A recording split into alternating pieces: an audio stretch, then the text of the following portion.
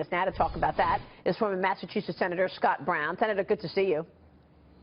Good to see you, Maria. Your take on the polls. You think this is a direct reaction to the FBI reopening its investigation into Hillary Clinton's emails, or is Donald Trump doing better? How do you read it? Well, I think it's a combination of both. And I remember being on your show a couple of months ago saying, listen, this thing is far from over. And that's when Donald Trump was basically, it seemed to be on the slide. And you have a week left, as you've talked about. And I still don't think it's over. You may see a little bit of fluctuation. But right now, the momentum is definitely on Donald Trump's side. And Hillary Clinton is reeling. And what you're seeing now is the mainstream media, a lot of the super PACs, a lot of the special interest groups trying to kind of prop her up and kind of, thrashing out and throwing things to see what's going to stick.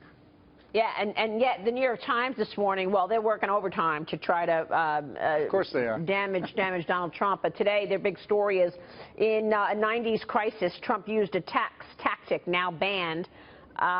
What's your take on these questions surrounding Donald Trump's taxes? According to this report from the Times, he avoided paying potentially hundreds of millions of dollars in taxes in ways that his own lawyers considered questionable. What's your reaction? Well, first of all, I think Dagan or Morgan actually said, at this point, really, who cares? Because there is a mechanism in this country where you can actually pay more taxes, not only federally but statewide. And a lot of the people that are complaining never do that. Of course you don't. You want to pay as little in taxes to the federal government as possible because you know that they waste our money. Now, if he's done something wrong, he said forever that he's been audited. If they found something, they would have obviously fined him and maybe even done something a little bit worse, but they didn't. So at that time, he was apparently following the law, and I encourage everybody to follow our tax code, and they should maximize it as well and as great as they can, because the federal government is not a good steward of your money. And if Congress wanted to change it, or if Bernie or Hillary wanted to change it, as Donald Trump said, they could have done it any time, and they've done nothing. Yeah. Hey, Scott, it's good to see you, Senator. Yep. But given the way that this presidential election season has gone, are you worried that there's going to be another bomb that goes off that's planted by the Clinton campaign about Donald Trump? And I don't mean a lengthy, detailed article from the New York Times about a tax strategy, but I mean something much bigger with a big banner headline, if you know what I mean. Yeah.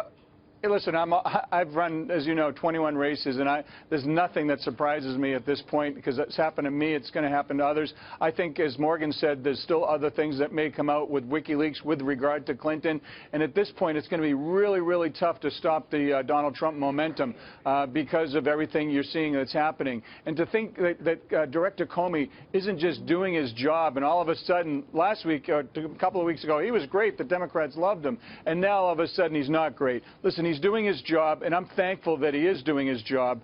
And I don't care if it's 45 seconds before the polls close. He needs to do his job, and I commend him for that. So, of course, anything can happen, Dagan. I wouldn't be surprised, but at this point, people kind of recognize Donna Brazile got the questions.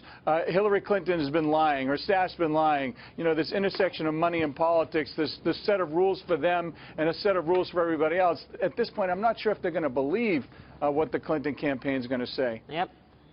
Are there enough undecided voters at this point for Trump to pull ahead? We just saw this ABC poll where he's ahead, but in most of the others, the latest Real Clear Politics is he's 2.5 behind. He's closing the gap. Can he do this in a week's time? Well, don't forget that Real Clear Politics is a combination of polls. They're seeing a lot of the polls that are going to come out.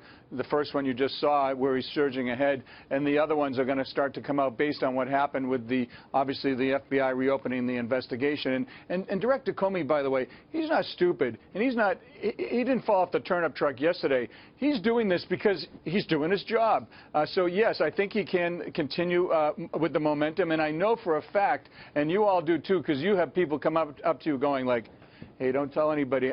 I'm voting for Donald Trump everywhere I go. And the most unusual people, they're not traditional Republicans or traditional like Trump voters. And even as Morgan said, a lot of the never Trumpers are saying, yeah, there's no way I want Hillary Clinton in the White House because they don't trust her, they don't like her, and they see 4 to 8 more years of litigation and problems versus going in a new direction, giving a guy a shot and see what happens, surrounding himself with good people and change the direction of this country. Well, you're right. I mean, people are willing to make a bet on the unknown of Donald Trump because they see all of this corruption.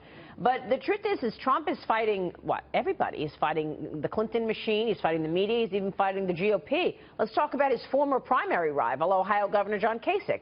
He's officially cast his ballot. Yesterday, he voted for the 2008 Republican nominee, Senator John McCain, instead of Trump.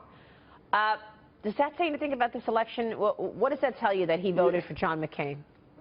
Listen, I know Governor Kasich. I love him and I love Senator McCain, both really powerful, strong people. But he might as well vote for Terry Francona, the manager of the Indians, because what happens is that's a vote for Hillary Clinton. And I think it's a cop-out. I've said it before. I'm saying it now. And I hope the people of Ohio finally say, you know what, we have a chance to change the direction of this country, especially when it's coming, when you're talking about the coal miners, the industrial workers, the corporations and businesses in Ohio that have really been devastated by a lot of the Obamacare, by a lot of the regulations by the EPA and others.